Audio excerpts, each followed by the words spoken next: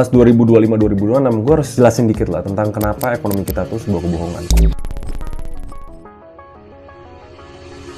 Jadi gini, headline yang selalu muncul adalah, wih, Indonesia growth GDP-nya, PDB-nya itu naik 5%. Tahun depan bisa diprediksi salah satu yang tertinggi di Asia Tenggara. Problem paling gede dari statement-statement yang berbau ekonomi, sifatnya tuh rata-rata. Gue mau kasih analogi simpel ya. Ibarat ada satu ruangan yang isinya 10 pengangguran, yang secara net worth itu 0. Tiba-tiba orang ke-11 masuk ke ruangan itu dan orang itu Elon Musk. Jadi, secara statistik, rata-rata kekayaan per orang di ruangan itu miliaran dolar. Tapi realitanya 10 orang itu lebih kaya atau enggak? Enggak, ya masih miskin, masih 0. Nah, itu problemnya sama statistik ekonomi. Bayangin ya, di tahun 2025, 50 orang terkaya di Indonesia, tebak naik kekayaannya berapa banyak? 700 triliun rupiah. Terus kita bikin analogi bodoh ya. Seandainya 100 juta warga Indonesia yang di kalangan bawah nih, mereka masing-masing kehilangan 1 juta dari tabungan mereka. Buat mereka sakit banget, dan ini 100 juta orang. Tapi kalau ditotalin, 300 triliun dibanding 50 orang terkaya naik 700 triliun, ekonomi kita grow nggak? Grow. Ada quote terkenal, kalimat yang ngedeskripsiin ini namanya growth without prosperity. Itu yang sebenarnya terjadi di Indonesia. Ekonomi kita grow tapi cuma untuk segelintir orang. Nah, kebohongan yang kedua menurut gua itu adalah inflasi. Secara rutin pemerintah tuh kasih report kira-kira inflasi Indonesia tuh segini, atau namanya CPI. Selalu ada di range 2-3%, kadang sedikit di atas itu. Terus kita mikir, oh kalau inflasinya 3%, berarti gue cuma perlu naikin income gue 5%, harusnya gue aman nih. Tapi realitanya orang di lapangan, misal kalian tinggal di Jakarta atau bahkan di kota-kota lain, kalian tahu inflasinya sebenarnya nggak segitu. Rasanya kayak gaji yang kita terima ngos-ngosan sama biaya-biaya yang biasanya kerasa naik lebih cepat dibanding laporan dari pemerintah. Apalagi buat masyarakat yang menengah ke bawah ya, dimana 60-70% pengeluaran mereka itu habis dalam 3 hal: makanan, tempat tinggal, sama transportasi. Nanti udah naik dikit, belum lagi pendidikan, kesehatan. Ini tuh 5-5-nya tuh inflasi gila banget. Kenapa ini bisa terjadi? Karena CPI itu ngambil rata-rata basket dari ribuan barang yang harganya dirata-ratakan. Tapi kan nggak mungkin kita beli semua ribuan barang itu berbarengan, baru tuh kita ngerasain sekitar 2-3%. Belum lagi, orang tuh nggak paham soal kenaikan upah. Oh, tapi dilihat tahun per tahun, rata-rata rakyat kita naik kok upahnya, walaupun sekitar 5-4% mungkin. Terus selama ini inflasinya di bawah itu, jadi harusnya kita makin lama makin kaya dong. Again, problemnya dari semua indikator ekonomi itu berbasis rata-rata. Jadi yang sebenarnya, yang paling real kita bisa lihat apakah ekonomi grow dan rakyatnya ikut grow, itu sebenarnya dari real disposable income. Bahasa simpelnya, ini rakyat Indonesia nih, gajinya berapa, pengeluarannya berapa, terus sisanya itu berapa. Karena sisanya ini